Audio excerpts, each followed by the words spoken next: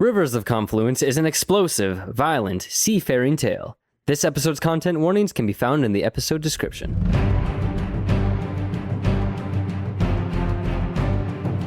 Last time on Rivers of Confluence. Me, just weak halfling. Augustus, you know that you have called the Kraken back for another round. I am sorry, Sable. I am the vessel of Morganus. Give me the book, and through Ranallo, we can make weapons to sever the connection of the gods and this plane. Barry doesn't do shit, Lucendil. They are necessary evils. I don't give a fuck about your necessary evils. You chose death. I'm sorry, dear. You really should have given him what he wanted. And that one's for me! And that one's from Alistair! Using your dagger, how do you want to finish Godolphus? Alright, Mammy, you're next! As you chop the axe down her body, you immediately start feeling a pull as you see the light go out behind her eyes. Not you, not after all you've done to me! Soon, all that's left is a spyglass. The mountain is working. Let's keep going.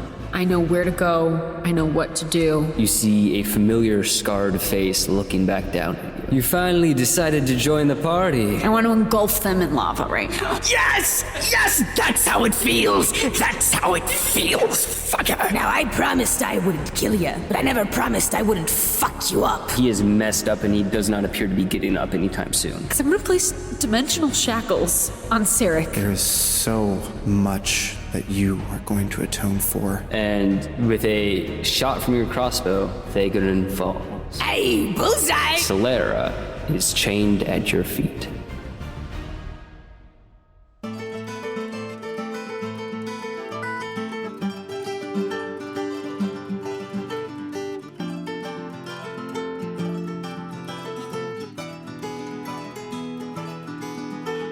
I'm leaving here tomorrow.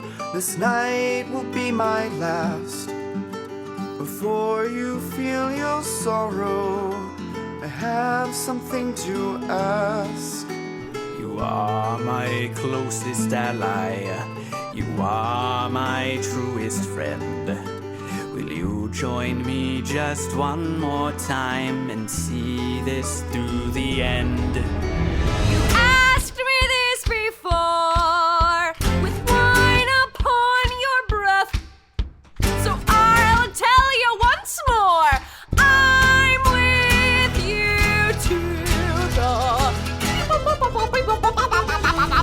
death. We will run to the blazing sun. We will drink to the pirate sea. We will travel through hell with the hand we've been dealt in fate's great lottery. We will tread through deepest snow. We will sing till the morning glow. We may win, we may lose, but there's nothing else we choose. 'Cause fighting is all we know. Yes, fighting on is all we know.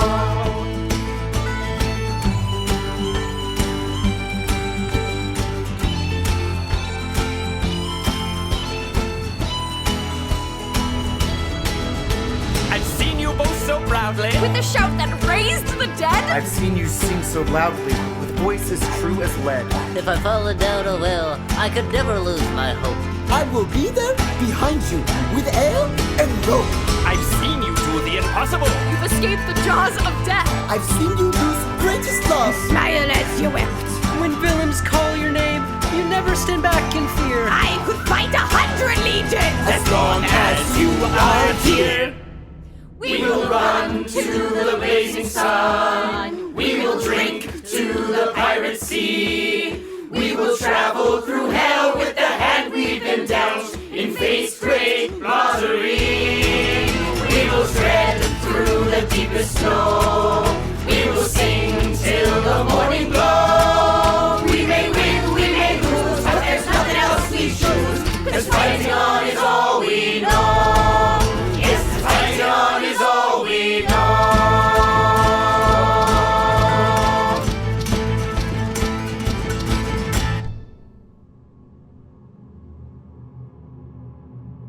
So we find you back, standing over top of the body of Sarek.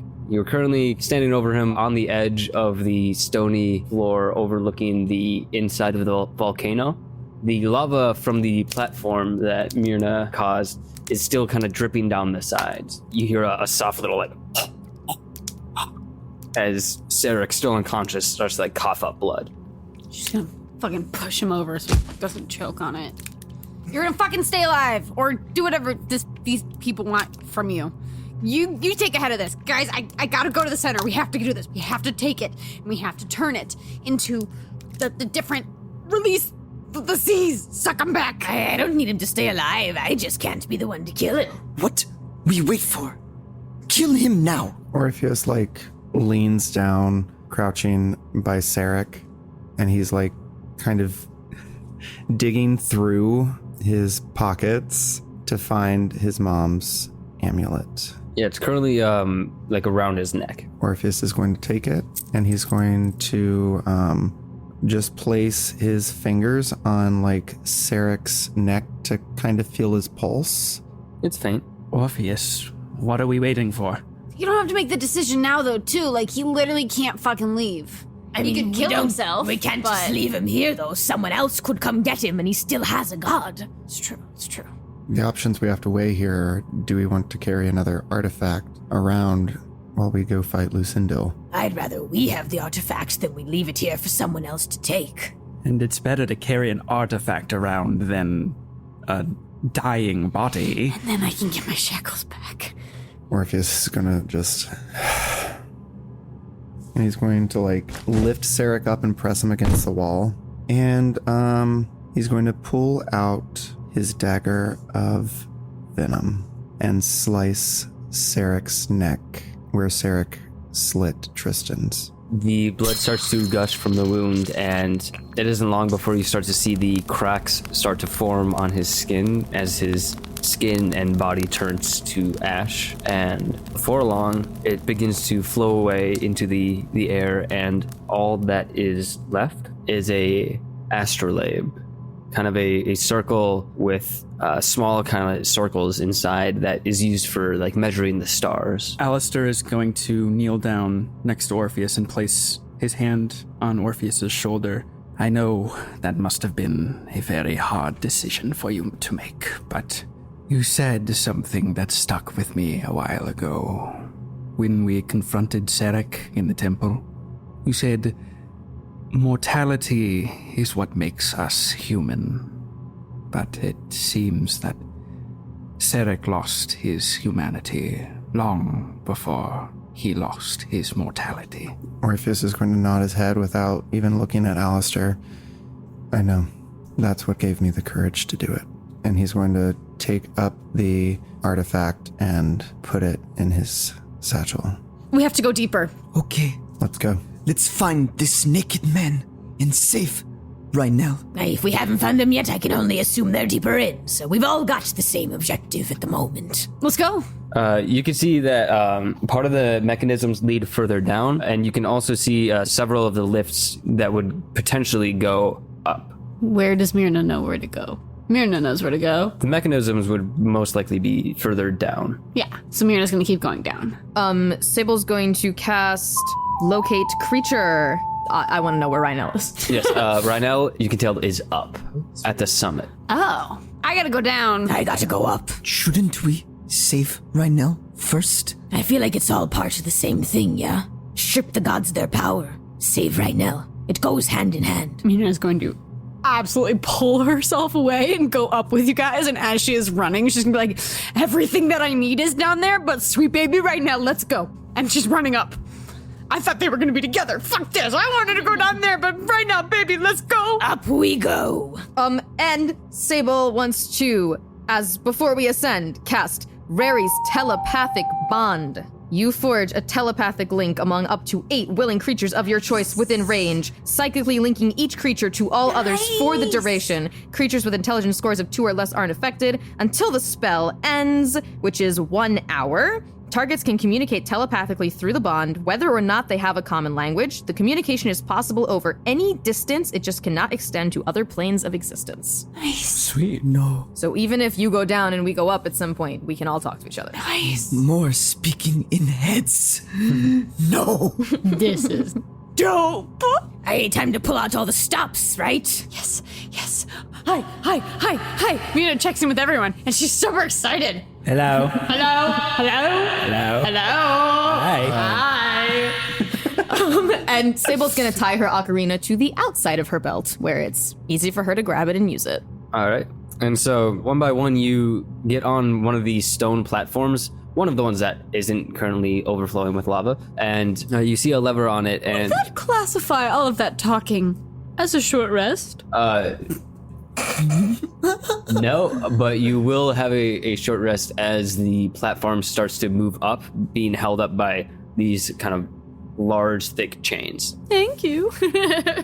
So as you ascend on the platform, it's quiet as you tend to your wounds and take a little bit of a short rest. And soon, the noise of rumbling thunder begins to overlay over the sound of the chains. And before long, you see the top of the volcano come into view.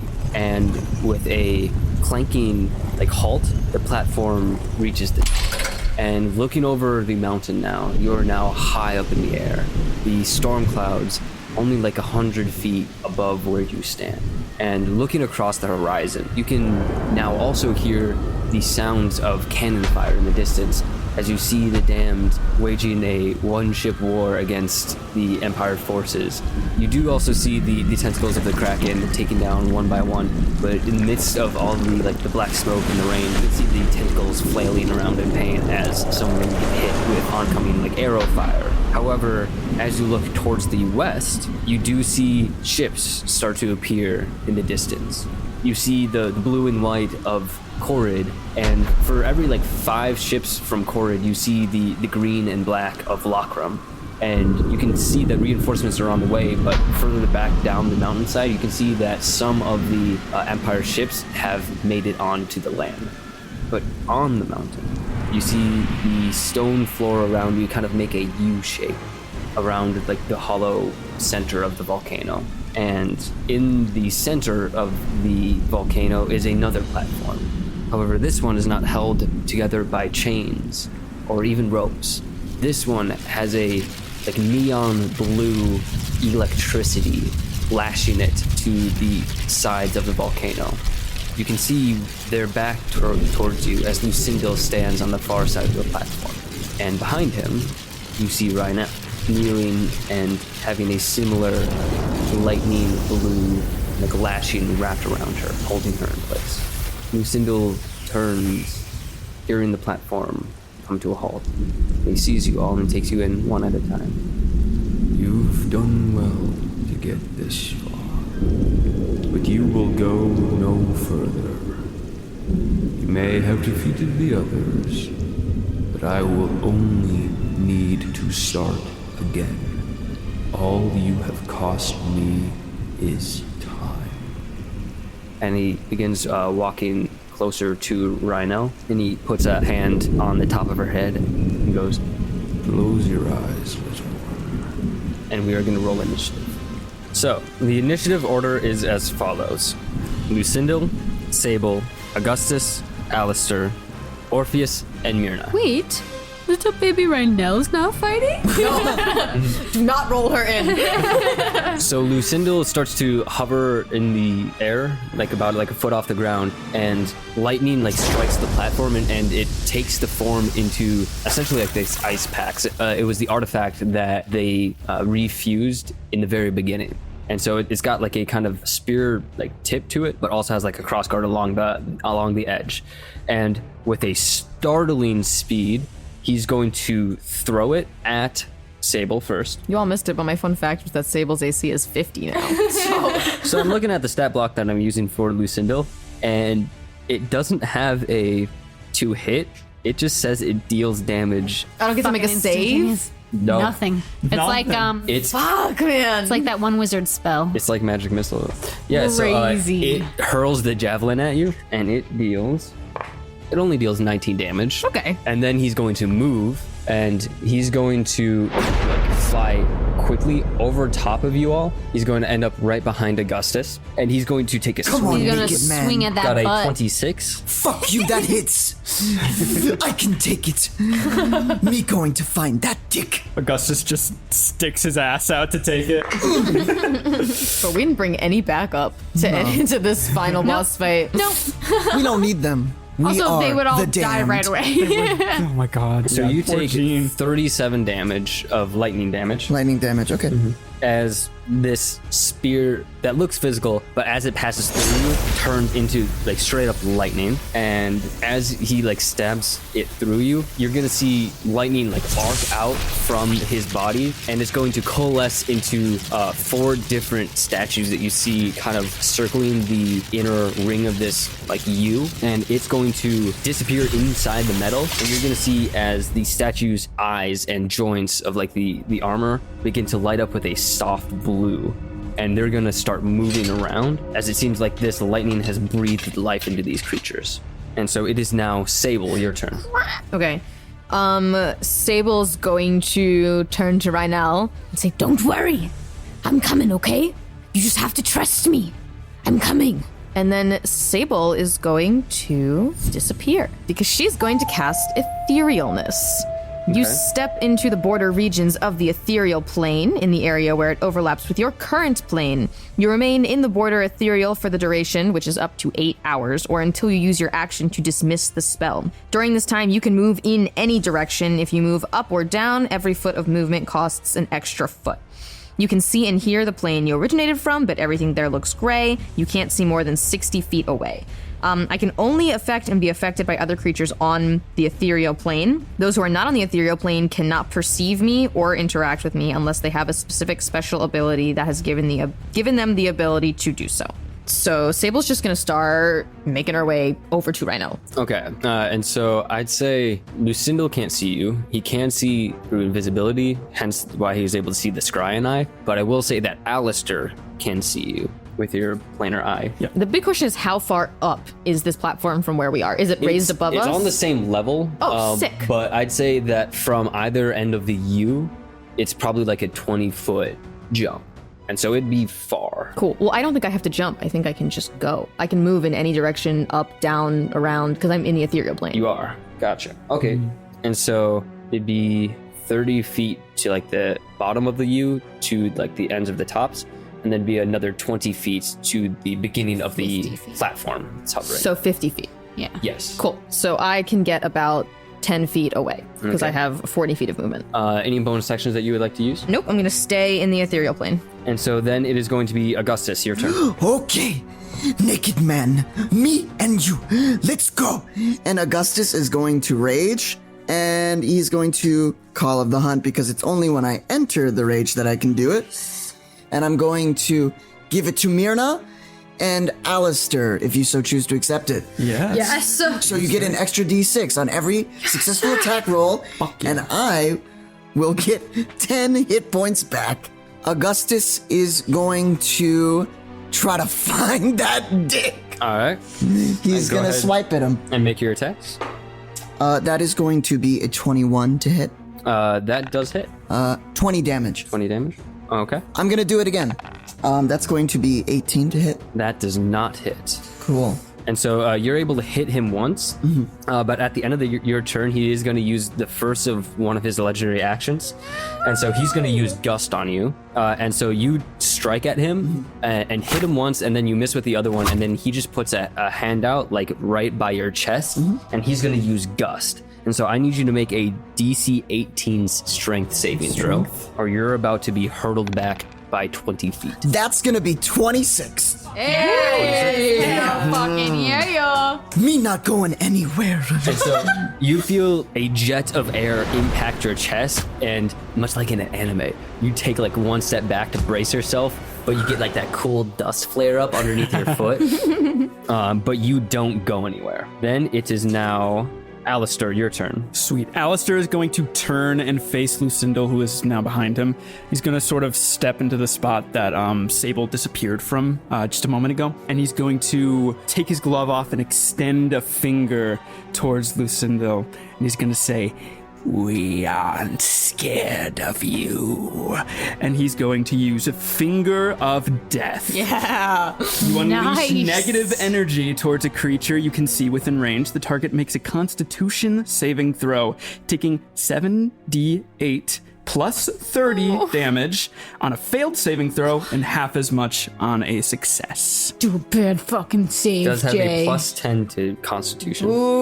Nat 1, nat 1, nat 1. It's nat 1, isn't it? So I did get a 14. Plus Wait, 10, plus 10? 24. No, that's after the modifier. Oh. So I believe it fails. That does fail. Yes, it does. He's going to use the first of his 3 legendary resistances. Dude. And so he is going to take half damage. Okay. Sounds about right. That's okay. He's burning him up. He's burning At him least up. it's not half to the half already. Yeah. Yeah. 30 plus 30, so 60 damage. Half to which is 30. Hell yeah. Fuck yeah. And so yeah, you cast Finger of Death on him, and you can see as it impacts like directly into the center of his chest, and his body starts to like concave in and glow with a blue light as it turns into electricity to try to take the impact, but it starts to fizzle before returning to its natural color. And then it is going to be... No, I still get a bonus Oh, action. yes. My While he's apologies. looking down, My I'm apologies. gonna uppercut him with my lantern. All right. Let's go. 21. 21 hits. Get his ass. That's 9 damage. All right. Fuck yeah. Just to add insult to injury. Yeah, that's more of a threat than actual harm. And is that the end of your turn? Disrespect him. Yeah, that's the end of my turn. All right, and so since it's the end of your turn, he's going to use another legendary action because he can draw from a pool of 3. Gus costs 1. This one costs 2, and so he'll be done until the start of his next turn. But he's going to, after taking the lantern hit, he's going to look back down at you and point his finger at you and goes, My turn. and he's going to cast Thunderbolt as it emanates from his finger. And so I need you to make a DC 18 Dexterity saving throw. That's 4.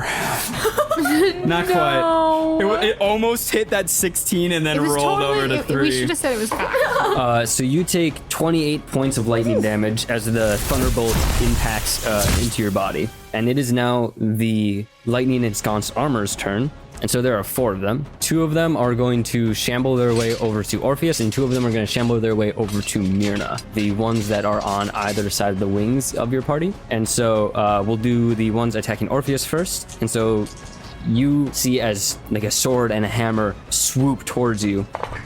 One of them got a nat 1. The other one got a 16. That hits. And so from one of them, you take 11 points of bludgeoning damage and 5 points of lightning damage as the hammer hits against your body. The one with the sword ends up like shambling a little bit on unsteady ground and gets knocked prone. And then the 2 attacking Myrna, one got a 15 and one got a 23. They both hit. It's okay, you fuckers can't hurt me. Who the fuck are you anyway? We never die. So you take 18 points of bludgeoning damage. Okay. And then 15 points of lightning damage as the lightning ensconced armor swings at you. Maybe these people aren't as weak as I thought they were gonna be. It is then going to be Orpheus, your turn. Orpheus is going to cast Moonbeam on Lucendil. So since he is entering there for the first time, he will make a Constitution saving throw. I did get a 17, so I believe it saves, but he does take the 2d10 radiant damage half. 18 half. Nice. And then on each one of your turns, you can use an action to move the moonbeam if you would like, because it is concentration. And so it is then going to be Myrna, your turn. I want to shoot Lucendil. Pew pew with my double tap crossbow, baby. Get his ass. Fuck him up. Shooting gods. 28. That hits. And is it 5 over his AC class? It is. Yeah. Remember, you get an extra d6 on one of these. Give me this one. I got 13 damage. Nice. Okay. Then I'm gonna shoot the automatic second. I got a nat 1. Jay. You rolled in that one. Yeah. He honored those nat 20s. You do 13 damage on the first one. And that counts, no matter what happens next. No one can take that away No from you. one can take that away from you. But since you've turned your back on the suits of armor, as you go to shoot your second one, the second one tries to take a swipe at you, doesn't hit you, but hits the crossbow out of your hands. And so it's currently like at your feet, like teetering on the edge of the platform. I like how this whole time we're all just like standing on the cliff. I know, we gotta... Sable's the only one that's moved. I'm making moves. Yeah, we gotta get out of there. Well, guess what? It is now Lucendil's turn. I Yeah. have Wart. Oh, you do have Wart. I apologize. I just thought it was my actions. Wart's gonna peck at the fucker who hit me. All right, so make an Gotcha. attack roll. Instant revenge. 13 hits. 13 does not. Gotcha. And so it is going to be Lucendil's turn again. And so he's going to make a melee attack on Augustus since he's right in front of him. Me strong. Could take it. Rolled a 3, but has a plus 14 to hit, so 17. 14? Bro, yeah, mine's 16. There's no world where homeboy doesn't hit. Unless he rolls a nat 1. Come on, me can take you. Been waiting a long time for this. Already killed the first naked man. And so you take 35 points of lightning damage as he swipes the ice spear across you, and then he's going to thrust it over at Orpheus.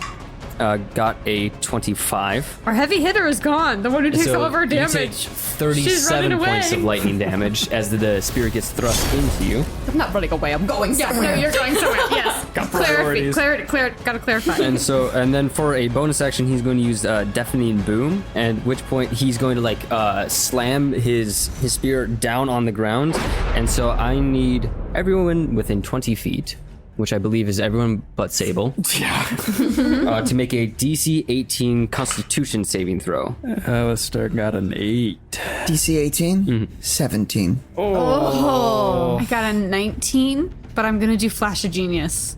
Because that'll get you... No, it won't. For me? For Alistair. But it won't do anything if I give you Flash of Genius. Because it won't get you to 18. You could get Augustus. You could get me. Are you within 30? Yeah, I'll get Augustus. You're at 18 Yeah, they're now. right there. They're right there. I got a 14. All right, So close. Alistair and Orpheus, you are both deafened until the start of Lucendil's next turn. And so it is now Sable, your turn.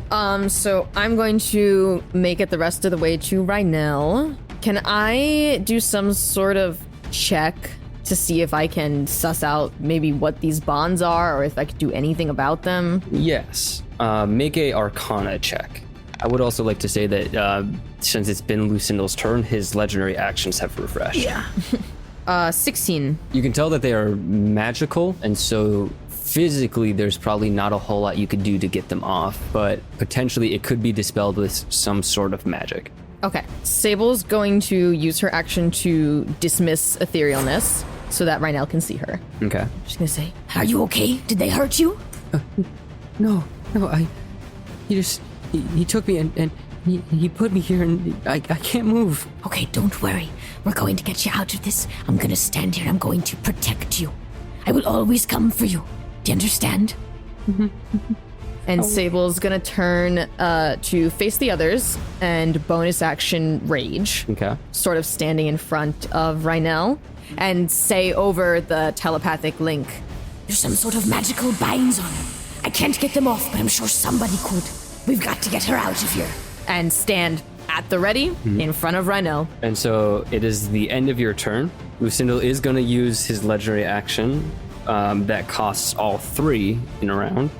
Which is called One with the Storm. And so Lucendil vanishes, dispersing itself into the air, into the storm surrounding the lair. He can end this effect at the start of any one of his turns, becoming physical once more, appearing in any location it chooses within its lair. While dispersed, he can't take any actions other than lair actions, and cannot be targeted by attacks, spells, or other effects. And so you see as you come out of the etherealness, as your companions are currently back to you up against the edge, and Lucendil locks eyes with you before turning a electric blue and disappearing in a flash of lightning. Sable's at the fucking ready. It is now Augustus, your turn. Okay.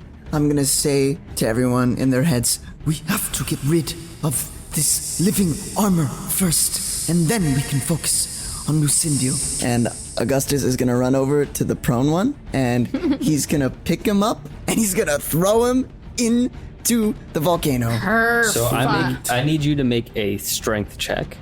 The armor is going to make an opposed strength check. 28. Nice. So you do succeed. I will say there is a trait of this creature that a creature that touches it or hits it with a melee attack does take a 1d10 of damage. And so you are going to succeed on that, but you are going to take a little bit of damage. It's okay. He's got this. You only take 4 points of lightning damage. Lightning damage? And so like you're coursing with electricity as you're grabbing this creature, and you feel like your muscles tense up as you're preparing to throw him off. Well, it's like Darth Vader throwing Palpatine off the side with all the lightning. To imagine like all your hair is like standing. Yeah, it's all like on edge. Yeah. Down you go! And I'm gonna throw him all the way down. Okay, and so that one disappears. I'm gonna Out of here. I'm gonna look at Alistair and go, does that feel weirdly similar? He's a lot smaller than I am. That's true. That's true. So I'd say that would be like your action if you want to have a bonus action. I'm gonna run over to this guy, and do I get a sense that he can fly? Or how far can he jump? Make it. I'm gonna look this guy up and down. You tell me how many feet he can jump. Make an investigation. What kind of legs this guy's got on him, huh? I got an idea. Like, 4. The last one was pretty heavy when you threw him. That make me think can't jump far. Okay, I'm gonna hit him. 19? 19 hits. And so you do take 6 points of lightning damage as your fist connects into the armor. And I want to make that an infectious fury. Okay. nice. This is risky. I want him to go after Sable so he'll run into... That's great. So he'll fall in. Watch him fly. Yeah, I'll go, oh no, big mistake. 17 damage. The armor would have to roll a wisdom saving throw of 15 or more. Wisdom fails. And Yeah. so the infectious strike works, and you see as the like neon blue lightning starts to turn a little bit green around where you punched him. And so it is now Alistair, your turn. Alistair is going to say out loud, I agree with Augustus. And then he's going to turn to the suit of armor that is behind Myrna. And he's going to say, we need to clear out this clutter. And he's going to prepare 3 Eldritch Blasts. First one is 27 to hit. That hits. Second one is 20. That Dirty hits. 20. Nice. And the last one is 14. Okay, so the first 2 hit. Okay. Nice. Getting First him. damage is 13. Nice. Knock him out. Second damage is 10. Nice. And I'm going to add that d6 to it. 23. 23. And me. That's going to be 4 more damage. Nice. Augustus would love 23 and me. And so Would have helped him a lot. you cast Eldritch Blast, and you see as the right pauldron and like the left greave like shudders back from the impact and like flies free, but then the lightning grabs onto it midair and like magnetizes it back to the body. You have a bonus action. Yes. Yeah, while the Eldritch Blasts are like flying at him, I'm going to also like run up with the lantern. Do it. Good whack. That's 18. 18 hits. Let's go. Yes. 15 damage. 15 That might damage. be the most damage I've done with the I was like, lantern. whoa, 15? It's 2d6 plus 4, and I rolled a 6 and a 5. So. Hell yeah. That's great. Yeah, so you're whacking the one that you hit with the Eldritch Blast with the lantern? Yes, the same guy. And so that one, Dies. you hit him with the lantern, and the fire and the ashes like engulf the suit of armor, and it clatters to the ground motionless. And so it is now the armor's turns. And so the Who left? Oh, and because of that, I get 19 temporary. Nice. Hell yeah. Fuck that guy. and so the first suit of armor that's next to Myrna is going to take a swipe at her. Douche. He gets disadvantage because of Disadvantage? wart. Rolled a 4 and a nat 1, and so he's gonna take a swipe at you, but you just kind of like duck in between his legs, and he falls prone. Nice. The second one that is by Orpheus and Augustus is going. Oh, that one's the one that has the infectious strike. Yeah. And so it's going to start to move towards the left, like point of the U. It only has 30 feet, and so it's making its way towards the edge of the U. But it does provoke attacks of opportunity. Both of you can make a single melee strike. That's going to be 23. 23 hits. That's going to be 15. 15 does not hit. And so, Augustus, you make contact. So you take Oh, damn it! only 2 points of lightning damage. It was a trick. Damn it! Gotcha. I just got a hit. I got a hit when I see something. That's gonna be 18 damage. 18 damage? And so he continues further down to the end of the U. And so it is now Orpheus, your turn. After I use my scimitar's Stormy Seas to try and strike at that thing and miss, I'm going to whip around and move my moonbeam to the proned Smart. Yeah. statue.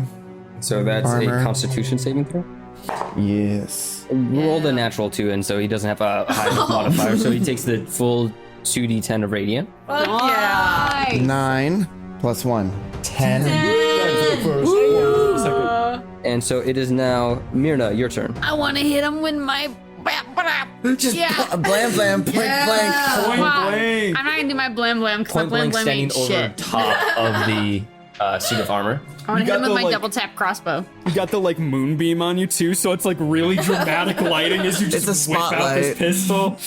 It's only a 17. 17 does hit.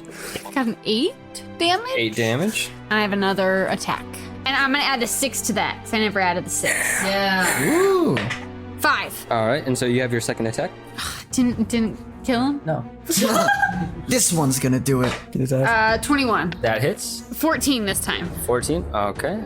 And so you stand over top of it, shooting your crossbow, and you can see just like when Alistair hit him with the Eldritch Blast, as armor starts to jolt away from the body, only to be pulled back by the electricity. Any bonus actions? Ward's gonna peck it. No, he's not, because he's in the moonbeam. Ward's gonna go to the other fucker and peck at him. Not all the entire body is inside the moonbeam. Yeah, I'm gonna go peck him wherever I'm out of the moonbeam then, baby. Peck his feet. Peck the tootsies. Get them Peck grippers. that feet. 15.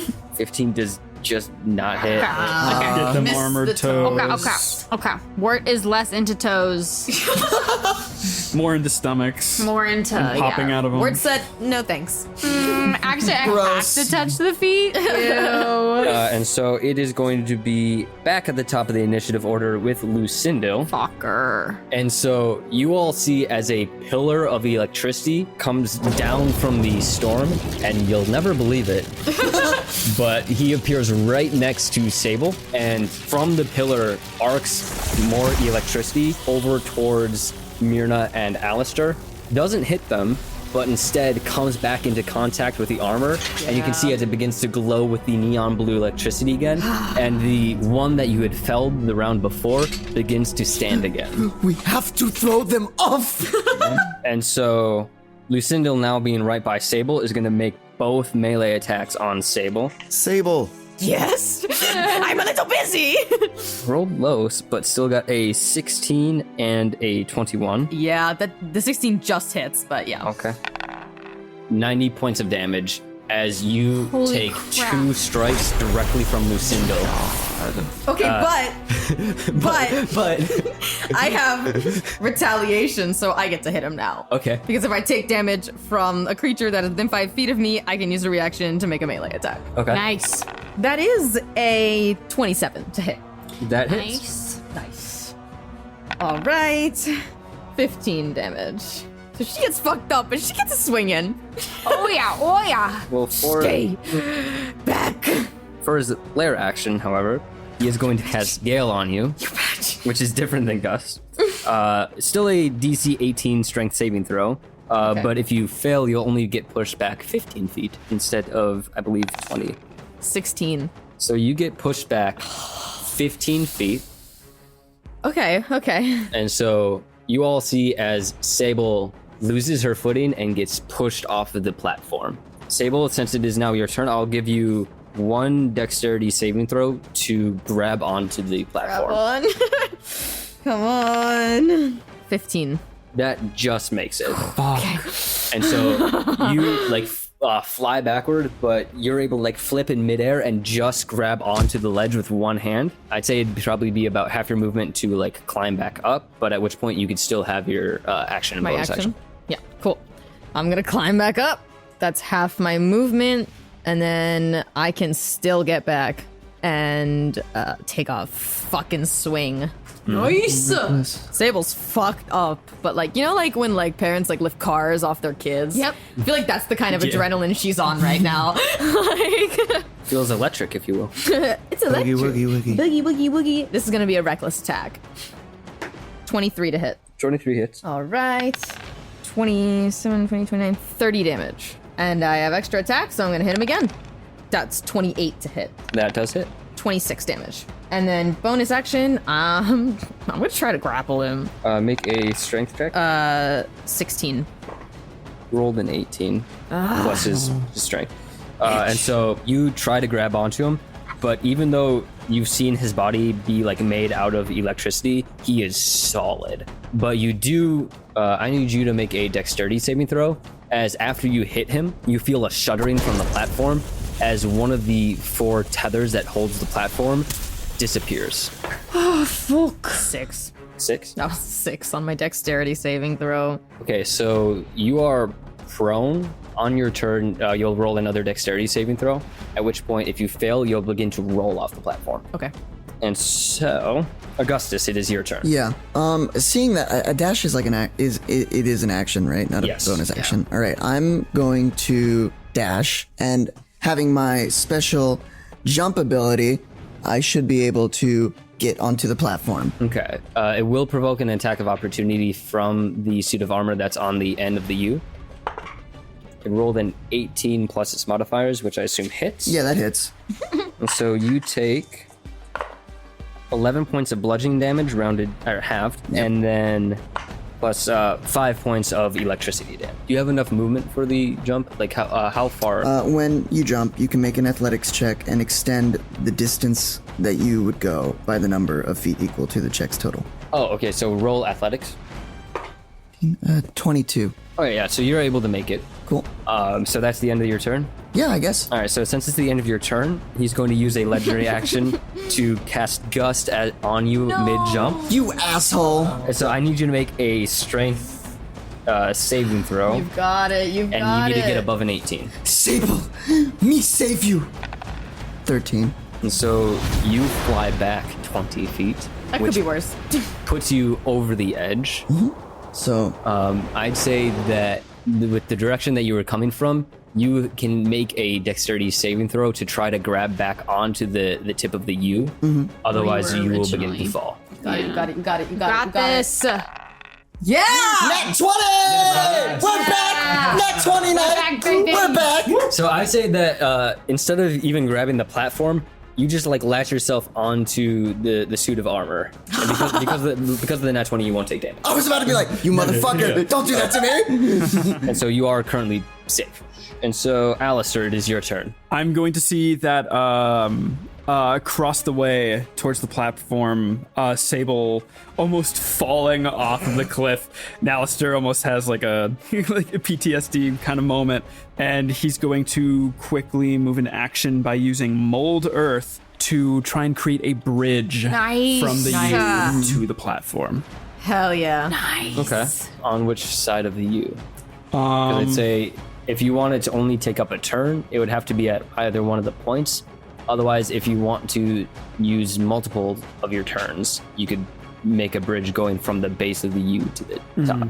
I'm gonna do it from where the well, can we say distinctly where the tether got detached from? Ooh, that's a good point. I would say the side of the platform that is closest to the right tip of the U. So away from Augustus. Yeah. The other side. So I'm gonna do it there on that side then, just to try and stabilize the platform a little bit better. Okay. Sorry, I guess. No, it's smart because then she's not gonna roll off. Okay.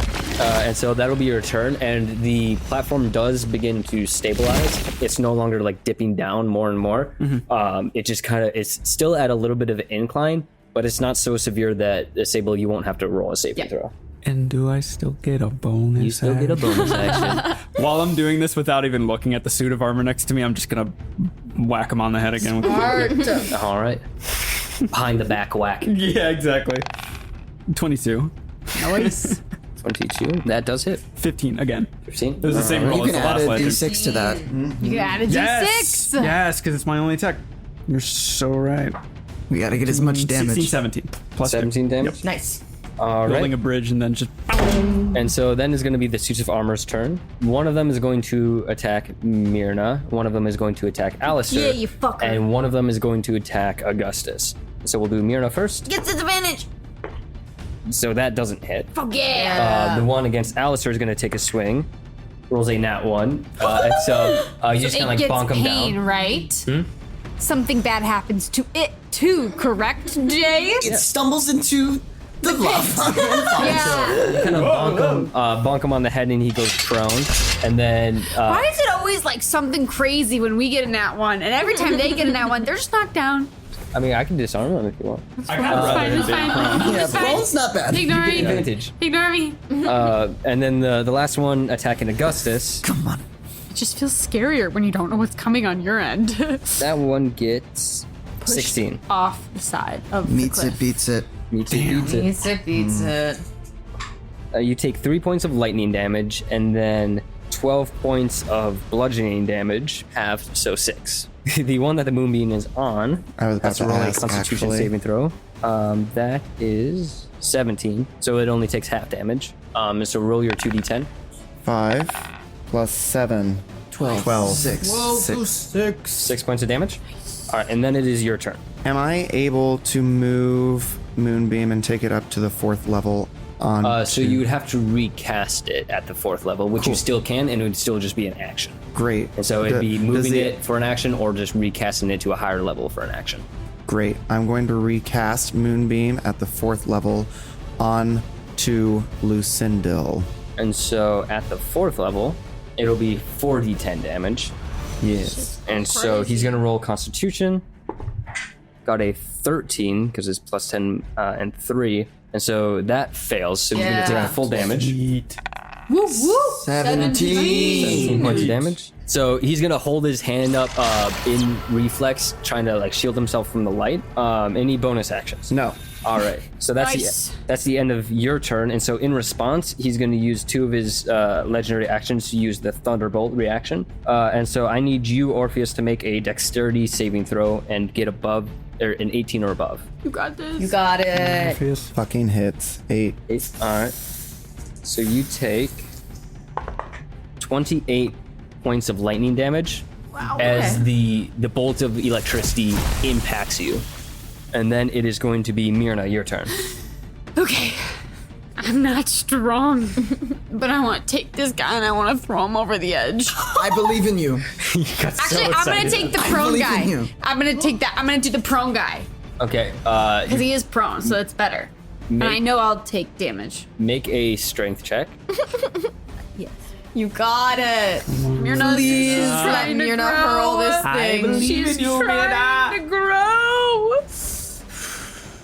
I rolled a 12. Oh, you got this. Come on.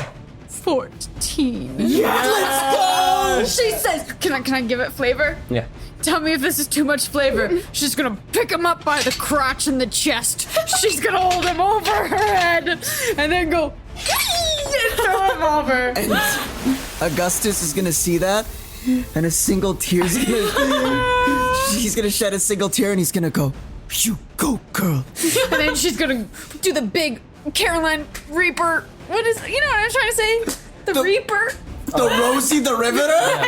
The Reaper? That's what they called her back in the day.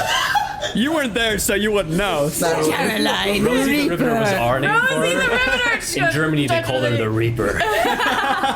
My brain is not working. Alistair's going to have his arms in the air and he's going to be cheering. I've never been so proud. And so that one disappears below. Okay. So Wart's gonna go peck on the other guy. 14 to hit? 14 does not Not hit. doing anything. Okay, and then I'm gonna take an attack of opportunity to start going. Towards the point bridge. of the right point of the U. Yeah. Where the bridge is. And I have 60 feet of movement. I get all the way over. Okay. And so he's gonna make an attack of opportunity. Don't believe that hits. There's gonna be a 9. It does not. And so that whips.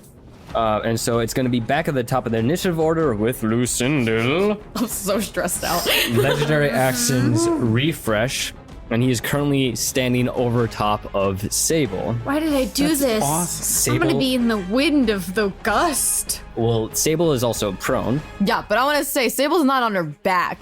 She's on her front, like crawling, Okay. lying. She's on all fours. still It doesn't gets make a advantage. difference, but I want to point it out flavor-wise. Still gets advantage as Lucendil stands over you. Yeah. I will say first, so I don't forget, he's going to make a Constitution saving throw against the Moonbeam. Got a 21.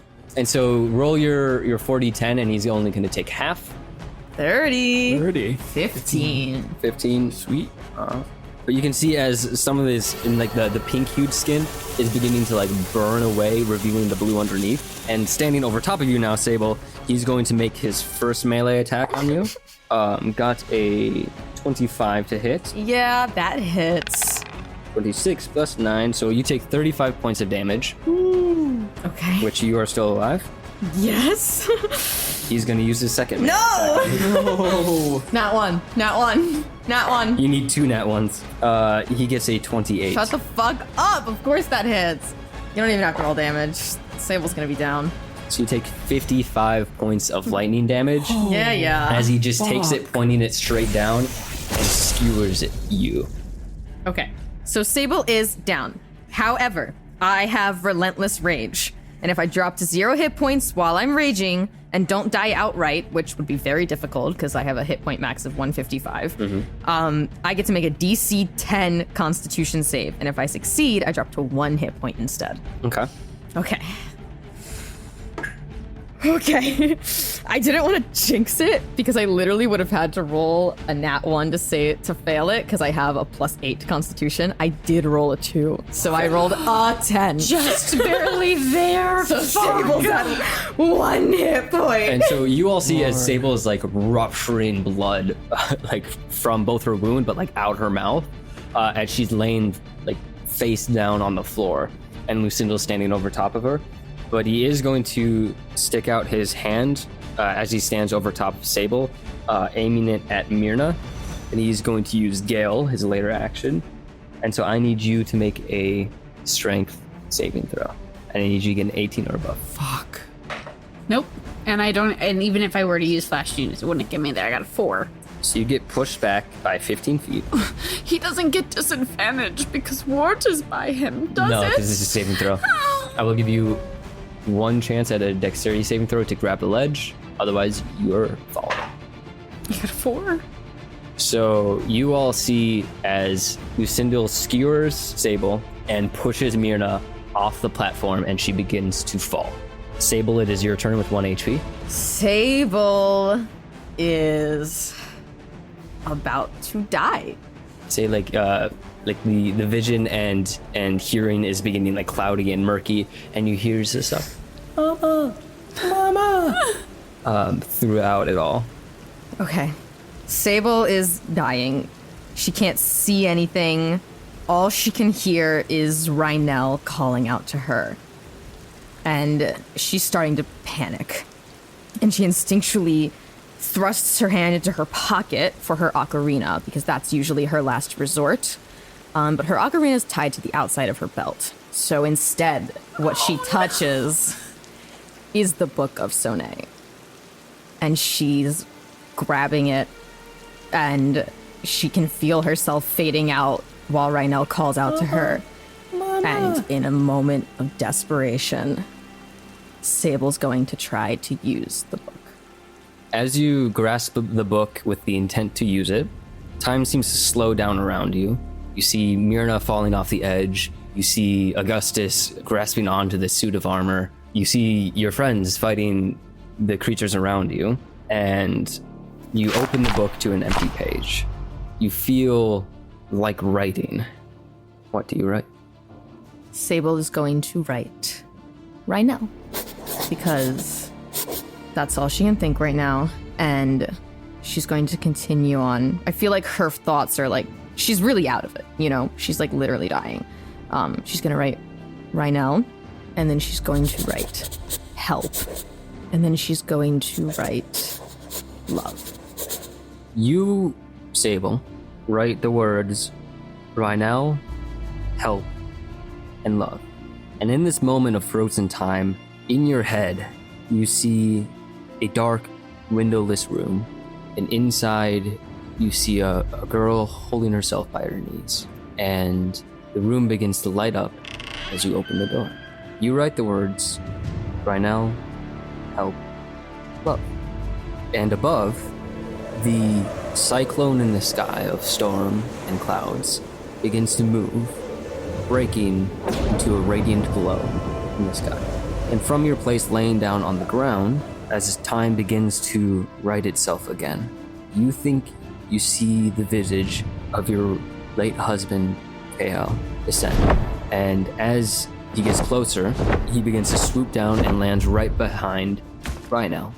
You hear Lucendil go, no. As Keller, or who you think is Keller, grasps onto the lightning, you see as the neon blue of the lightning restraints around Ranallo begin to work his way up the veins of his almost transparent like skin, and the lightning restraints begin to thin and dissipate as it gets absorbed into the form of Keller. And as the lightning blue disappears completely, you see as giant wings unfurl on either side and begin to wrap around Ranallo. You see as the form of this angel wraps your daughter into his arms and crouches down, and in a sudden burst of movement launches off of the platform and ascends into the sky. It doesn't disappear back into the clouds, but begins flying up into the sky. You hear Lucendil again go, No, you will not get away from me. And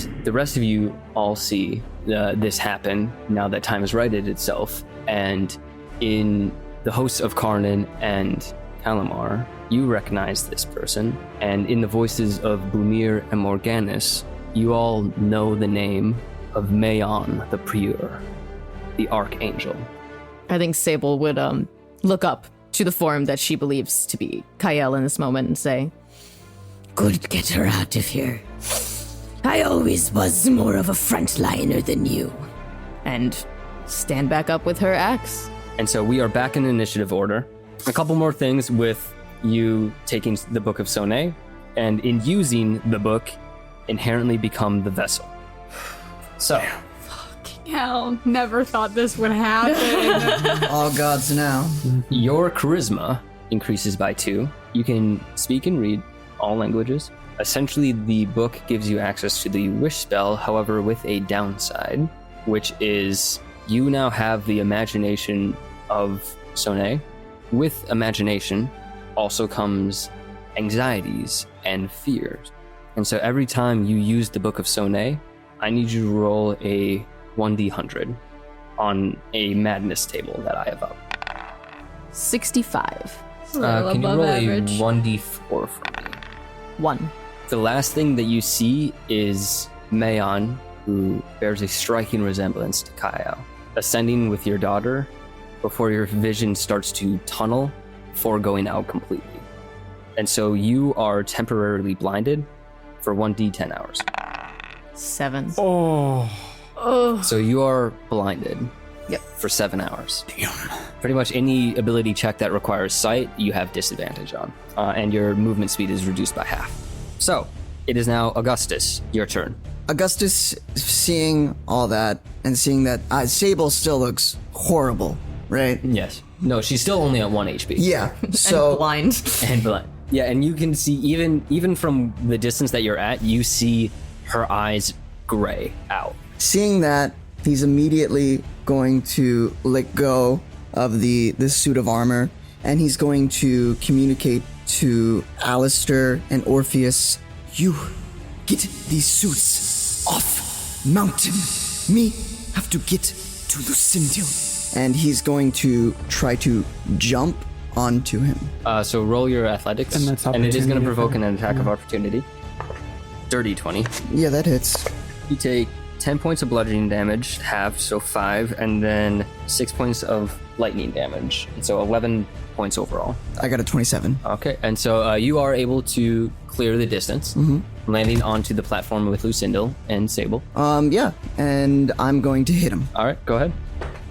That's going to be 27. 27 hits. I'm going to make that an infectious fury. Got a 14. That does not make it. So he will use his second out of 3 legendary resistances. Motherfucker. Asshole. 216. But you can still roll your damage. If we get one more, though, we're good. That's going to be 18 damage. 18 damage? And I'm going to attack again. Beat his ass. Sable, arms outstretched. Are you getting him? Did you get him, Augustus? Oh, yes, me did. That's not going to hit. It's only 17. That is the end of your turn. And Yeah. so it is going to be Lucendil's turn. Not his turn, but he's going to use a legendary action. And seeing the ascension of Soné, he is going to use it on Sable. And so he's going to use Thunderbolt. Yeah, no, I'll be fine. And so I need you to make a DC 18 dexterity. I hope it doesn't actually I mean, kill do I you take half outright. damage on a success? Yes. Well, I am at 1 hit point, so even with half damage, Sable goes down no matter what, so I'm not even going to roll a save. And so can you only use the relentless thing once? That's such a good question. Each time you use this feature after the first, the DC increases by 5. So now I just need to beat a 15. Yes. Okay. What'd you get? Nat 1. Oh. And that's a nat 1. At least it wasn't a death save. And so you all see as a bolt of lightning skewers Sable, and she falls to the floor. And so, Alistair, your turn. All right. Alistair has tunnel vision at this moment, seeing Myrna falling into the volcano. He died. Yeah. A lot going on. Yeah. He doesn't really even notice what's going on with Sable. He doesn't even comprehend what Augustus says telepathically about getting the suits of armor off the cliff while he goes to deal with Lucendil. He's just thinking, no, not like this, not like this. And he's going to jump off the cliff. And without even really realizing he can do it, he's going to use Misty Step to teleport under Myrna as she's falling.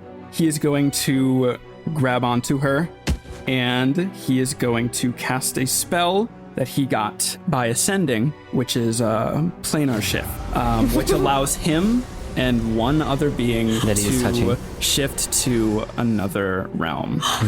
So Yes. he's going to take himself and Myrna to essentially the upside down. Yes. And so this is lit. Again, he doesn't really realize he can do this in the moment. It just kind of happens out of instinct, seeing Myrna falling. So yeah, you will still kind of be falling because I did describe it as like a 1-to-1 ratio of the material plane. Yeah, so you will still be falling into lava. That's the kicker. Correct. You see the lava underneath you is now blue, not red. And Alistair, you get the sense that even if you were to fall, it wouldn't hurt here. And so it is now the metal suits of armor's turn. And since everyone has left the beginning platform except for Orpheus, both of them are going to shamble their way over to him and make strikes on him. Bye, guys. Sorry. I'm really worried, and I have shit that I need Would you to like do. to read those D20s there, Augustus? It's 2 2s. 2 2s. Neither of them hit. I got scared. So Orpheus, it is your turn. I'm going to cast Heal on Sable. By casting Heal, that creature within range is going to not only regain 70 hit points, the spell also ends blindness, deafness, and any diseases affecting the target. Holy fucking shit. There we go. Holy crap. All right, and so you have a bonus action if you'd like it. I'm going to see that Alistair has disappeared and trust that he has taken care of Myrna, knowing their relationship, and I'm going to wild shape into a dire wolf. All right. A black dire wolf. A mighty. And then Myrna, it is your turn in the ethereal plane. So what's going on? Am I falling still? You find yourselves in the cool embrace of Alistair, and you are falling. The dirty embrace. So surprised with what's happening. I'm just gonna look at Alistair and be like, oh my god, thank God. Are we gonna fall into lava? Do I need to do something? You're okay, Myrna. You'll be safe here. Don't worry. Should I cast something we can fly, maybe? No, it's all right. It's all right. You won't be hurt here. What about the rest of them, though? How do we get back? We'll find Thank you, by the way. Thank you. It's all right. We will find our way back. But for now, we need to take a breather, all right? Are you okay? Yeah, I'm okay. As long as not falling into that lava is gonna do me way better. Yeah, no, I'm okay. Are you okay? Do you need anything? I can heal you. I'm fine. I'm barely wounded. I will be fine. Okay. Then I'm okay. I'll pull out my crossbow and just ready something. Okay. In case. But if not, I will 100% enjoy this breather and a deep breath. Thank you. All right. And so with that, it's the top of the initiative order with Lucendil. He is going to shout out in a rage, you see as lightning crackles all around the sky, and he's going to swipe once at Augustus behind him before swinging around and taking a stab at Sable. I believe you attacked recklessly, Augustus, correct? I did. So it's going to be at advantage. That was You don't usually call me out on that. Now you want to do it. He got a 28. Fuck you. Yes, that hits. You know. So you take 56 points of lightning damage. 56? Mm-hmm. I'm down, but roll your... Yeah, I'm gonna roll. Yeah. DC 10. DC 10. Nice. 12. And you can... All right, so you stay up, and you stay enraged. And then he's going to take a stab at Sable. It's a dirty 20. Yep. So you take 39 points of damage as the ice shovel stabs its way into your body. And he's going to use his lair action to Gale. We'll do Augustus. So I need you to make a strength check. You want to get an 18 or above, and you do have advantage on it. You got it. Yeah, that beats it. See if it crit. Yeah, let's see if it crit. See if you crit. No! That's gonna be 22. No. And so you succeed, so you don't go anywhere. And it is going to be Sable, your turn. All right. Sable's gonna look at Lucendil and be like, it may not be going perfect for me, but it's not going great for you either, huh? And she's gonna reckless attack, but first she's gonna rage. Yes. And then she's gonna reckless attack. All right.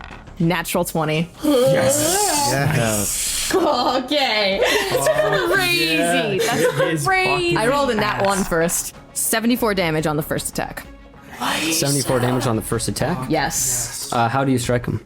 I think Sable uses basically her full body weight to keep swinging this axe. So like it's down by her side and she like swings it forward a little bit and then all the way back around over her head down onto Lucendil. Okay, so you hit him with that and he's looking messed up at this point. You have a second attack. That I do. All right, I'm gonna make it a reckless. Jeez. 13. 13 did not hit, no. What? Any bonus actions? No. All right, then it's going to be Augustus. Your turn. Yeah, I think with Augustus being, so close to death and seeing Sable get down by Lucendil and knowing that if he gets another hit in, he could kill Sable, especially with 2 hits. So Augustus is going to hit him trying to draw the focus so that Sable can live to another round and be able to do damage. 15. 15 does Shit, not I could have hit. made that a reckless attack. Damn it. 11th hour. Come on. I think in this moment, time slows down after he misses that hit. And Augustus is feeling hopeless.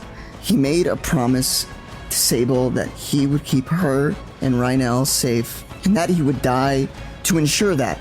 And seeing Alistair and Myrna nowhere in sight, and Orpheus surrounded by the suits of armors, just completely on the different platform, and just being so close to death, Augustus is in a state of despair, knowing that this could be it, and that he will have failed Sable, especially after their fight.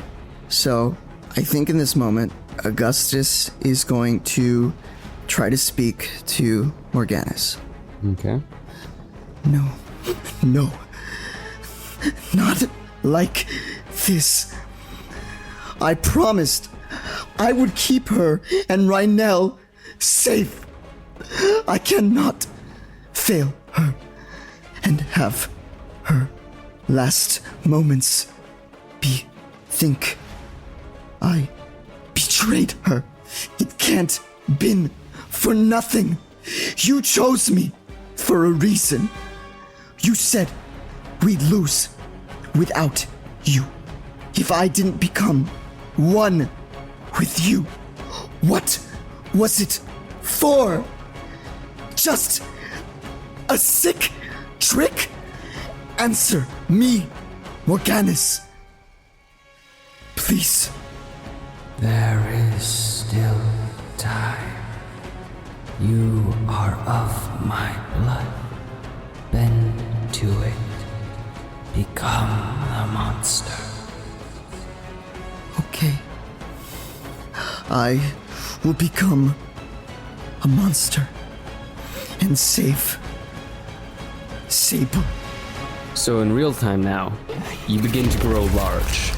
Your muscles increase by multitudes, your teeth elongate into tusks, and your nails turn into claws. Your animalistic senses heighten, giving you awareness to everything going on around you. You now stand eye to eye on like an even level with Lucendil. And you hear Morganus in your mind. Feed the monster. Be the monster. My monster. And so in this form, you get an extra 2d8 to all your attack rolls. Your damage rolls. Yeah. Advantage on intimidation checks, a free bite attack with your tusks there, and advantage on all strength checks and saving throws. So Augustus is going to be in this new, intimidating, huge monster form, and he's going to look Lucendil dead in the eyes and go, "Face me, coward." And yeah, he's gonna attack. All right, so yeah, you have your second normal attack, your bonus action attack, and then you have your free bite attack. Yo, that's so sick. That's going to be a 23. That hits. Yeah. You said 2 additional d8? Yep. All right. So whatever you normally roll for damage, but you add another 2d8 on it. 30. All right, so that's the first hit, and then you have one more like regular melee attack, and then your bite. Yeah, I'm gonna claw attack him again. Try to just rip. Fuck him fuck him up. Try to rip his throat out. 21. That hits. 22 plus 7, 29. 29. Okay. 29 for the second, and then your last attack. 59. Augustus is gonna like kind of reel back, like all messed up, on the verge of death, and he's just gonna put all of his energy to try to bite out Lucendil's throat. Come on. That's gonna be a 26. That definitely hits, yeah. 24. How do you want to beast mode tear him apart? Yeah, Augustus is just going to bear down his claws into his Ken doll crotch region as like a support system, as he's using that to like bite down on his throat and then use that support to really put all his weight back and pull his throat out. And with a clatter of metal on stone, his ice shovel falls. The only thing that remains of Lucendil. And it's at this point that the lightning tethers of the platform dissipate. The mold earth spell, the only thing holding it up, begins to crumble. So Augustus and Sable, I need you guys to roll dexterity saving throws to try to jump off the platform. 16. 15. Both of you are able to like run and dive off the platform onto the stone like U of the top of the volcano, onto the same area as Orpheus. You have lost track of Myrna and Alistair. You saw them both fall, but above, now that the sky begins to clear, you do see, and now that you're a little bit more of sound mind, you recognize him not as Kyle, but as Mayon. And he descends with his angelic wings holding Ranallo. And as he lands his feet upon the stone, he unfurls his wings and puts Ranallo down on the floor. And she runs over to you and goes, Mama, Mama! And goes in for an embrace. Oh, I'm gonna give her the biggest hug. Are you okay? I'm okay. I saw what happened. Or you're bleeding. I'm fine. I've never been better. Where are the others? Everyone. Oh my God, where? All right, so there's Orpheus. Augustus, where's Alistair? Where's Myrna? Did they fall? I don't know. I just jumped to save you. Orpheus, did you see? Orpheus is going to communicate. Alistair jumped after Myrna. I don't know if they're floating or where they are off the edge. Sable's gonna run to the edge and look over and see if she can see them. So you go up to the edge of the platform and you don't see anything. I think Augustus is going to hobble over to Sable and say, We did it. We did. But not sure yet at what cost. All I know is you are alive. And right now. And Lucendil can hurt no one any more. And the world should be at peace. I am very happy you and Ranallo are okay. I am happy that you and Ranallo are okay. Happy to hear that. Was worried you wouldn't forgive me. Well, I guess at this point that would make me something of a hypocrite, wouldn't it? You did what you had to do. So, yeah, but me not rub in face. But I do understand. You do what you feel you have to do. And I don't know why you felt it way back on the damned, but I trust you, Augustus. And Augustus is going to give Sable the biggest hug. Is he still in his beast face shape? I'd say kind of like rage, it would have worn off. Okay, cool. So small at your knees. Giving you the biggest hug. Sable's gonna hug back. But while she hugs back, she's also gonna say, but for the record, I had it handled. I was gonna take him out with the next one, I'm sure. Okay, but you see what I did? Very cool. Hey, it was pretty cool. I didn't know you could do that. News to me, too. Now, come on. Let's take that lift down and look for Myrna and Alistair. I don't believe they would have gone down that easy. And if Myrna's alive, something tells me she's already down there tinkering with that mountain. I'd say at this point now, Myrna and Alistair, you have hit the bottom. You're kind of standing on this blue, molten lava, but it seems solid. And if anything, it has the texture of a bouncy castle as you are in the ethereal plane. But yeah, currently right now you're just standing in the volcano. Can Myrna take some of the blue and put it in her pocket? Do I have I have a solid jar, a steel jar that I could put it in. You can go ahead. I want to put it in a jar. I want to scoop it up with the jar. Okay. Yeah, you have this blue molten liquid inside a jar. It's fireproof.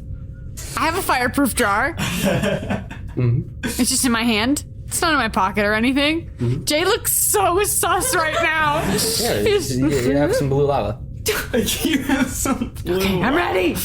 While Myrna is scooping up this blue lava, Alistair is standing behind her, and he's having trouble looking at her, but he says, I'm sorry, Myrna, but I should have told you sooner, but I only had one option. What do you mean? Was this what it was like when you died? No.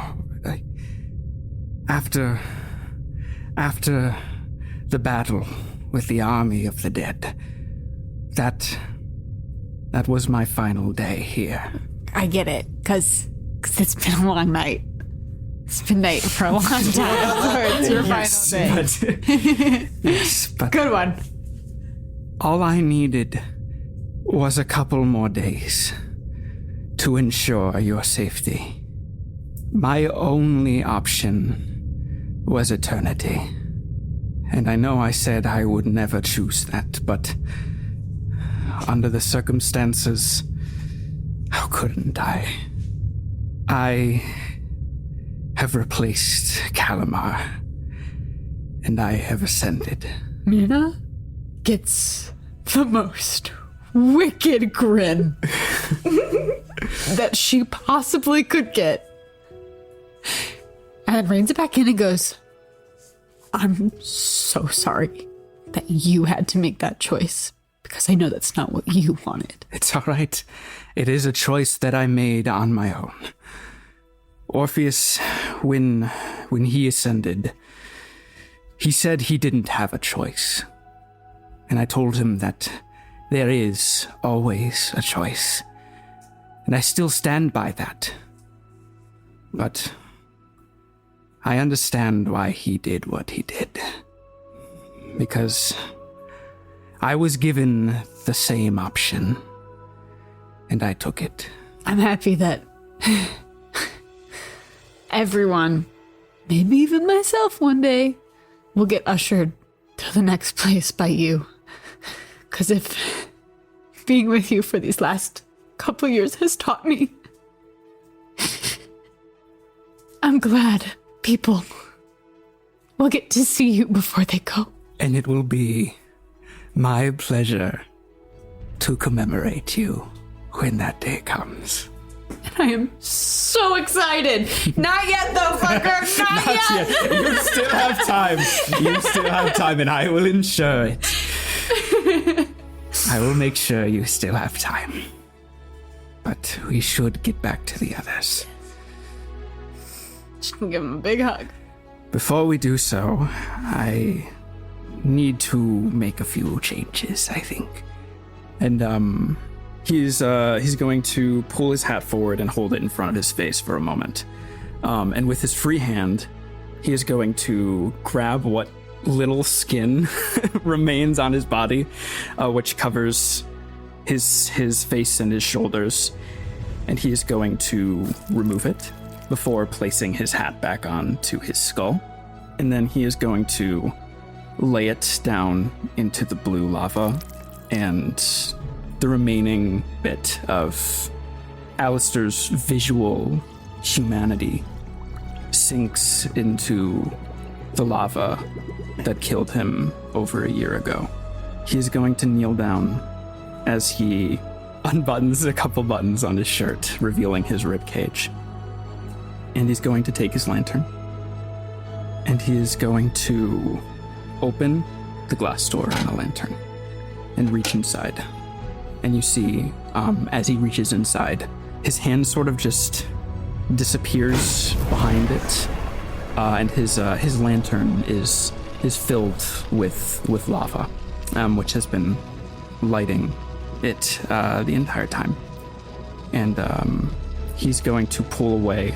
His glove melted, and he seemingly has this rock in his hand. And as the remaining lava, the molten lava drips off of this rock, Myrna, you can see that it is the charred remains of Alistair's blazing heart, still on fire. And he is going to firmly place it back into his chest. And it almost clicks into place. And Alistair's going to adjust himself like he just cracked his back with satisfaction. And he is going to close the glass door on the lantern and take it in both hands and extend it out towards Myrna. She takes it. I'm glad you've got your pieces of yourself back together. But don't you still want to whack people with this? I think my whacking days are over. Okay. I'm sure that I will be very busy from here on out. So I would like you to have something to remember me by. Yeah. She hooks it onto her belt.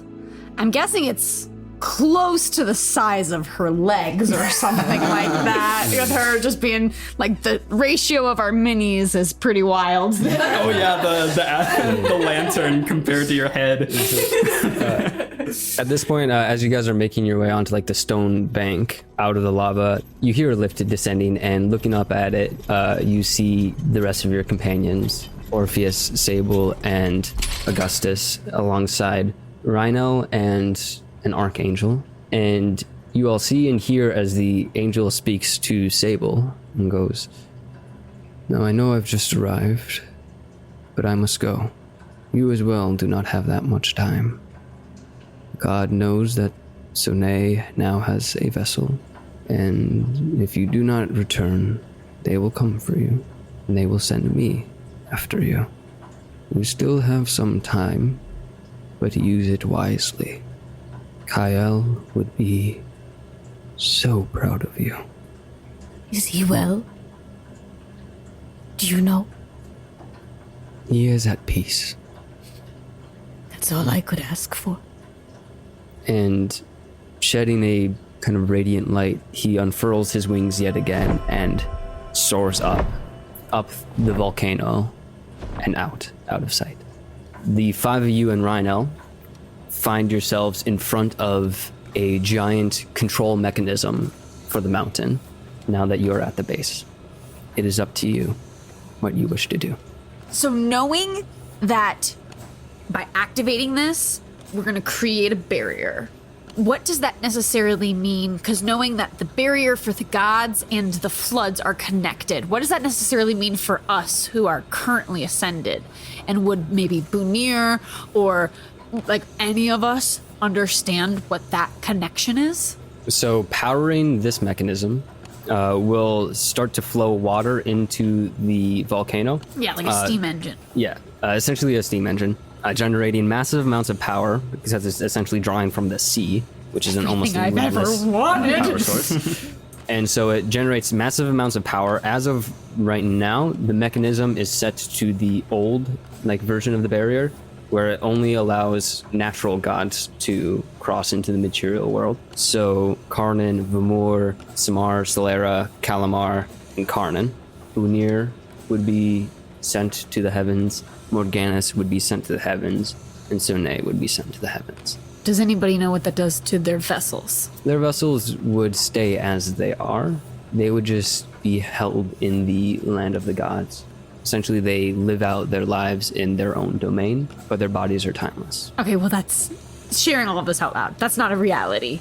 Looking at Sable, this whole thing for everybody is for you to be with your daughter. So we have a couple options. I mean, a couple different freaking ideas. So we can either do it where the three of us leave forever and we're in a different realm, which also is pretty damn safe to actually get some of these. It's not a bad idea. It's not a horrible idea. I can't get rid of it. I could mess with the mechanism so it just brings the seas down and things stay as they are. But people are very, very aware that the gods exist now with endless night, and we're going to become a target, and then it's a cycle again. If we die, it's a hunt for power exactly again. Or maybe we could use the book to find a different barrier, or maybe I could tweak this barrier. The barrier is inherently magical, so it would require Sonae's work. And I will also point out, with the information you have on hand, that only 3 of you are fully ascended. So 2 of you could relinquish the power to the artifact, but that would mean giving up the power. If we give it up, those who fully ascended will not come back. We can't just be putting things back the way they were. It's not right. And we know it doesn't last. This ends with us. One way or another. It ends here. We could find a way for the 2 of us to figure something out together. Or maybe just Kalamar is the only one left, because if that's okay with you, there should be someone to usher the dead. Or get rid of everybody so that there is no gods? Because if we... my head hurts, and my head never hurts. One thing I think we have to do is give Solera's artifact to someone so that we can bring back the day. Or we just need to destroy it and let the world function on its own. Restore the natural order. If we get rid of all gods, the sun just rotates on an axis. Maybe the Earth is... the Aewenor is flat. Who knows? But the sun will come and the day will end. You know what? Maybe, we can't unpack maybe that right it's now. a diamond! I haven't seen it! Whatever we gotta do. Sable, I think we could make this so that there are nothing. There's no gods. Nothing. Nothing at all. I think it could go back to natural. And what would it do to us? I don't know in the slightest. It's possible that you guys might be alright since you haven't fully ascended. I'm not convinced that I would be able to rewrite the make of the gods without fully accepting the power. We've got option 1, the way it was before, and option 2, giving up everything and not knowing what happens. Captain, if we fully become gods and we leave so that the gods can never come back, you will never see Ranallo again. Not with option 2. So we can put our powers, our gods, into an artifact and banish gods. So you would still be able to stay here as a mortal with your daughter. But if we're just banishing the gods with the typical barrier, we are back where we started. Yeah, but we can do that for section 2 as well. Option 2. Option 2, we give up all of our powers, put them into things, then... We're back where we started. There is not... 'Cause you can't help me tweak it. If I'm not going to accept it. Yeah. Mama, I can't say that I understand all of this.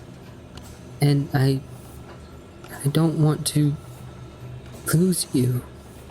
I want you to know that no matter what, I know that you've had to make hard decisions, one after another. And I want you to know that no matter what, we'll be okay. And I'll know that no matter what, everything that you've ever done is for me. Screw this. Screw the logical options. We, the crew of the damned, are the gods now. We are the ones with the power to end it. I can write anything I want in this book. So why don't we write something new? We can dissolve the artifacts that have no host. We can make a deal. We return the natural order for those that do not currently occupy a vessel. And we 5 will remain to usher in the new godless age. Not forever, but for the rest of our mortal lifespan. We will carry the responsibility to make sure that the natural order continues to thrive. And when we die, the last 6 gods die with us. Myrna, do you think we could make it happen? Yeah, totally. You write what you do, and then I can change the mechanism to be just bringing... We can banish and do everything on that end, and then I can make the mechanism to just bring the world back to the way it We're was. not banishing, we are dissolving. Yes. No more? The world will go on without it. The world will do better without it. And the sacrifice we make is to carry the burden. To help to rebuild. To fertilize new lands. To explore the new seas. To help the people. And then to die knowing that we've ushered in the new age. You can trust me to make sure that everyone here, everyone of the crew of the damned, does not pass their artifact on to another. I, more than anyone, understand the importance of death and renewal of life. If this means that I will be the last one around, then you can all trust me to make sure this plan sees its fruition. It ends with us. Yes. Yes. Yes. Yes. She's gonna smack Alistair and go, it'd be a shame not to see all the new kinds of dirt that are gonna spring up everywhere, and she is gonna get to work. New kinds of dirt. Sable's going to open the book. She's gonna look at her crew. She's gonna look at Ranallo. She's gonna smile at Ranallo. Everything's okay, and we'll circle back to it later, but you have never been a burden to me. And she's going to start writing. This cycle ends with us, the crew of the damned, misfortunate lot of gods. All artifacts unoccupied by a vessel will dissolve into nothing. They can never return, and there is no need. The natural order of the world will resume its course. All gods not standing in this room will pass on, peacefully, and move to the next life as mortals do, as all beings should. We five, the new iterations of Morganus, Karnan, Calamar, Bonir, and Sonet, will remain to usher in the new age. We will use this power for nothing but the greater good. Not for selfish gain, not for power, but to help the new Aewenor to prosper for the rest of our mortal lifespans. At which point, we will pass on, our gods dissolving with us. If one of us is to defy this pact, they and their gods shall be dissolved immediately, just as their corrupted predecessors were before them. One way or another, when this crew of the damned has left this realm, we will leave behind a natural, godless world. Feeling that you've reached your completion, Myrna's been tinkering, feeling her crazy electricity coming from her hair, fucking in her natural element. This is everything she's ever wanted, is this big of a machine to actually power things. She's completely separated the barrier aspect of it, because that's not a necessity anymore, and I don't want to get confused with what's going on. So now it is just using the energy. And then she's also added a bit extra while you were writing. She wants to, now that there's no barrier to bring this energy towards, she wants to place Alistair's lantern in the middle and try to store all of that energy into it, making the energy source that she has been trying to this whole time. And she is going to pull the lever. As Myrna pulls the lever, Sable will look at her, make eye contact, and close the book. And from outside, the damned makes its way towards the shoreline as a puffy plume of white smoke emanates from the volcano, and crew waits as 6 forms leave the mountain, making their way over to the dam. As you approach, you see that throughout the battle, the damned may have taken some hits. The crew may be covered in ash and soot and battle scars, but each one throws you a salute as you each make your way onto the deck. And as you take up your places around the ship, Evie next to you goes, "Was it a success?" And Sable's gonna look down at Ranallo. I'd say it was. So, where to next?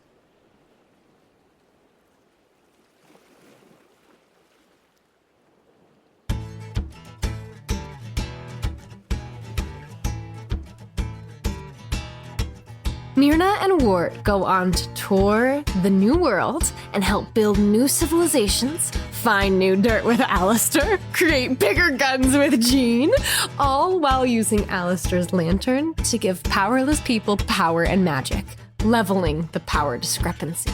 Alistair went on to commemorate, as he always had, he renounced the name Calamar and stuck by his word to uphold the importance of death in life.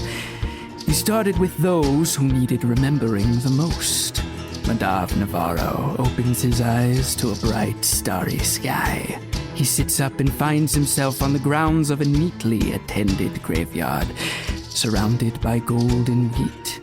Alistair stands before him with his shovel in hand and says, "Hello, old friend.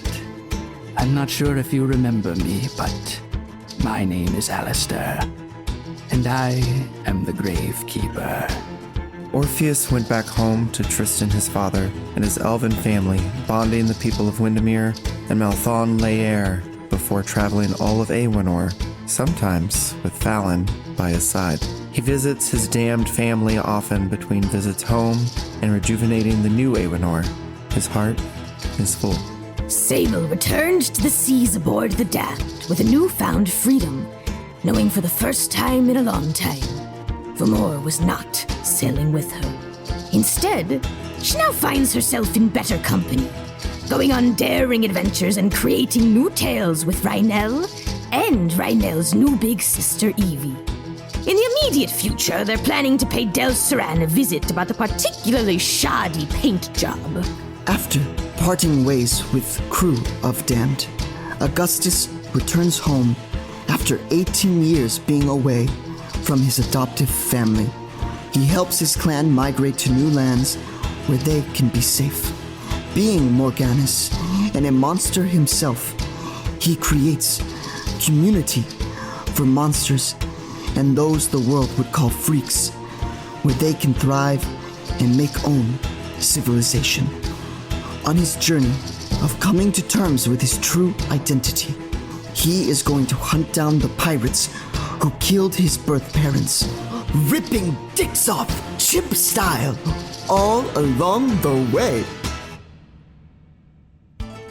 Thank you for listening to Season 1 of Rivers of Confluence. We hope you enjoyed listening. This season was brought to you by an extraordinarily talented cast and production crew. In this season, we had Gabriel Montgomery as Alistair Keep, Mitchell Maguire as Augustus, Amanda Ranallo as Myrna McPattywhack Jordan, Jeremy Cox as Orpheus Hornraven, Max Volpert as Seraphina Sable Driftthorn, and myself, Jay Keller, as the Dungeon Master. While we provided the voices, many others contributed to the production of this season, including the hard-working members of Spit It Out Audio, who edited the podcasts and were led by Max Volpert and Justin Cavazos. Our original intro-outro song, as well as all modified versions, were composed by Justin Cavazos and can be found on all major music streaming services. Our company artwork was done in-house by Gabriel Montgomery, and social media and marketing was done by Mitchell Maguire. While Season 1 may be over, we are far from done. Keep an eye out for our upcoming interlude season, a 10-episode bi-weekly dark fantasy set in Victorian London, while we get busy making Season 2. If you enjoyed this season and wish to support us in our storytelling journey, consider subscribing to our Patreon for exclusive content, or consider donating to our upcoming Kickstarter to directly contribute to the production of Season 2. Links to both can be found in our Instagram bio. Rivers of Confluence has been a dream come true, and we are so happy to continue sharing our work with you. So, until we meet again, safe travels, and may the journey be its own adventure. Thank you. I've seen you both so proudly with a shout that raised the dead. I've seen you sing so loudly with a voice as true as lead. If I've fallen down a well, I could never lose my hope. I will be there right behind you as a mail and a rope. I've seen you do the impossible. You've escaped the jaws of death. I've seen you lose your greatest love and smile as you wept. When villains call your name, you never stand back in fear. I can fight 100 legions as long as you are here. We will run to the blazing sun. We will drink to the pirate sea.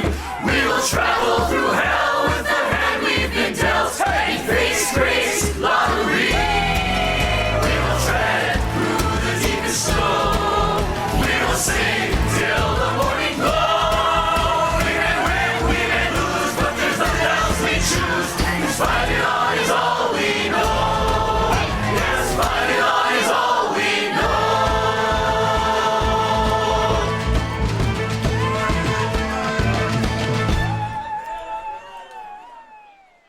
And I did look up if lava melts steel, but apparently the steel melts at around 2,500 and lava typically only gets up to 2,200. So since you specifically said it was steel, it doesn't melt through. Yeah. Is it blue? It's still No, it's no longer blue. You just have a jar of lava. Okay, that's still cool. That's still cool. You got the lantern with the lava in it It's too. pretty so fucking got a lot dope. of lava on you now.